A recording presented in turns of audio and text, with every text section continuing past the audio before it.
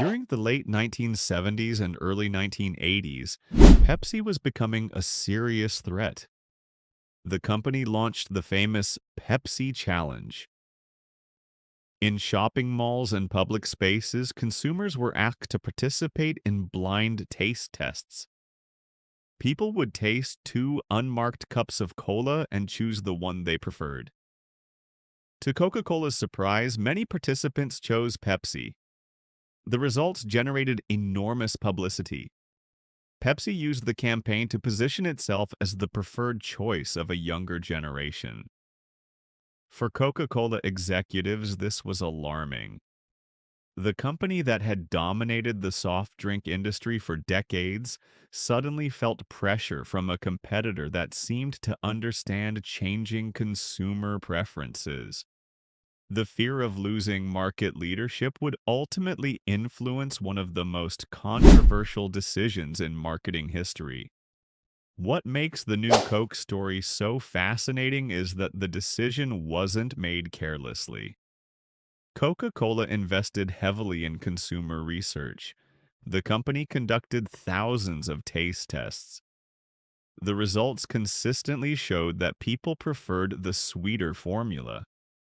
In fact, New Coke often performed better than both Pepsi and the original Coca-Cola during blind testing. From a data perspective, the decision seemed logical. The numbers suggested consumers wanted the new formula.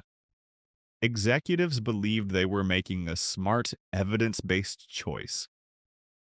But they overlooked one crucial detail. The research measured taste. It did not measure emotion. And in branding, emotion can be more powerful than any product feature. The backlash was immediate. Newspapers covered the controversy. Television stations reported on angry customers. Radio hosts discussed the issue daily.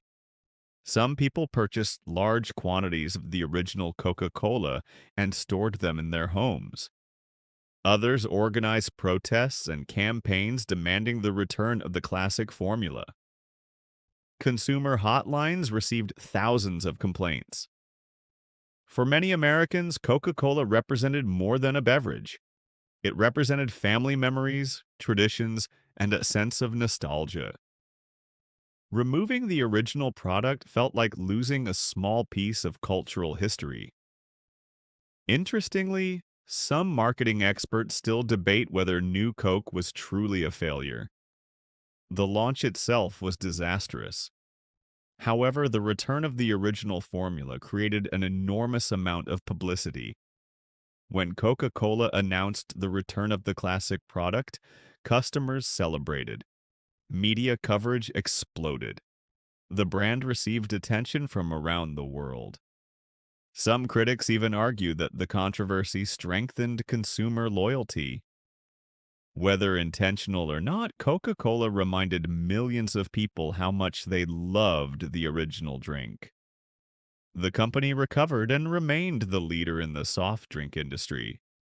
But the lesson from New Coke remains relevant decades later. The New Coke story continues to be taught in business schools and marketing courses around the world. Why? Because it demonstrates a mistake that many companies still make today.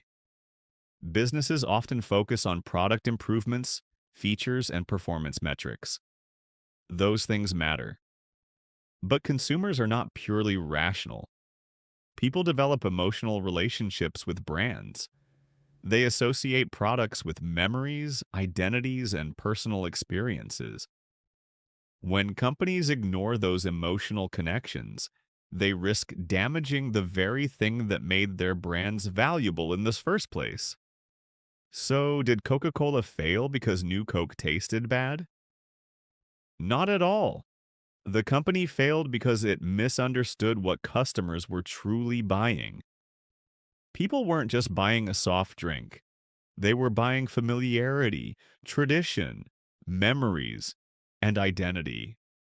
The New Coke disaster remains one of the most powerful reminders that successful marketing isn't only about creating better products. It's about understanding people. And sometimes what people feel matters far more than what they taste. Follow for more marketing failures.